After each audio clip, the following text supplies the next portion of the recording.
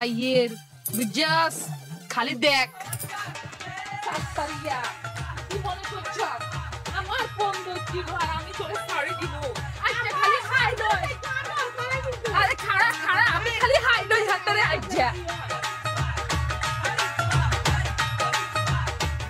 আমি ছাড়ি দিব আমি তার স্ত্রী আমি তারে ফোন করতেছি কত দরকার বেদরকার থাকতে পারে কিন্তু সে আমার ফোন ধরতেছে না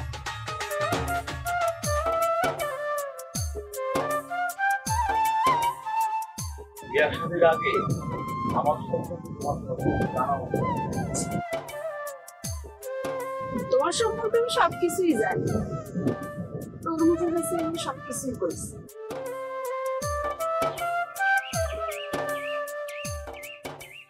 আপনার বউটা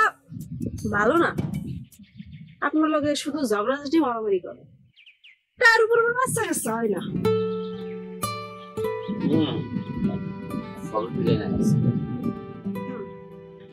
সবই আমি জানছি সবই শুনেছি তাতে আমার কোনো আপত্তি নেই আমি শুধু চাইছি ভালো মনের একটা মানুষ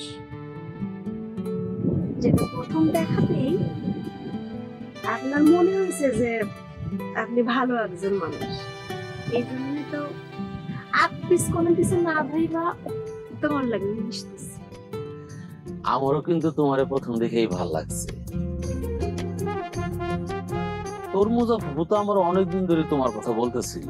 আমি রাজি হই নাই খালি না না করছি এখন মনে হইতেছে খুব ভুল করে ফেলাইছি আরো আগে থেকে তোমার লগে আমার পরিচয় হওয়াটা দরকার ছিল তাই হ্যাঁ তরমুজা ফুপুরে অনেক ধন্যবাদ তোমার মতো এত সুন্দর এত ভালো একটা মেয়ের সাথে আমার পরিচয় করাই দিচ্ছি কিন্তু তোমার বউ কি আমাদের মাইনা লইব মাইনে নেওয়ার প্রশ্ন আসতেছে কেন হ্যাঁ তুমি তালাক দেবো তারপর তোমার আমি বিয়ে করবো তুমি পারবে তো তালাক দিতে অবশ্যই পারো খালি সময়ের ব্যাপার ওই পর্যন্ত তুমি খালি ধৈর্যটা ধরো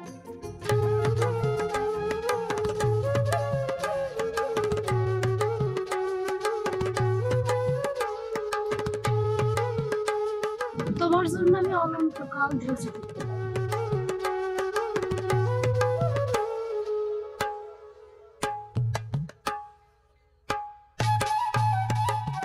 আমিও তোমার অনেক ভালোবাসি তুমি জানো আমি যখন বাড়িতে যাই তখন তোমার চেহারাটা আমার মুখের মধ্যে ভাইসা ওঠে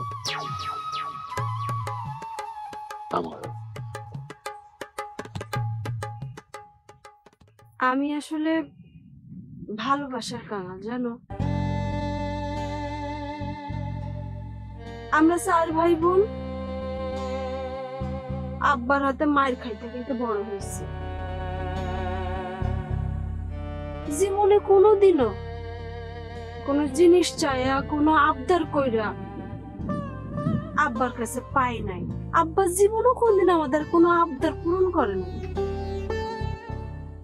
আপনি পাইতেছেন কষ্ট আপনার চেহারার মধ্যে কোনো কষ্টের ছাপ নাই আবার কইতেছেন কষ্ট পাইতেছেন আপনি হলেন একটা মিথ্যাবাদী না ডিস্কো আমি মিথ্যাবাদী না ওই মহিলা মিথ্যাবাদী আমি শুধু তোমাকেই ভালোবাসি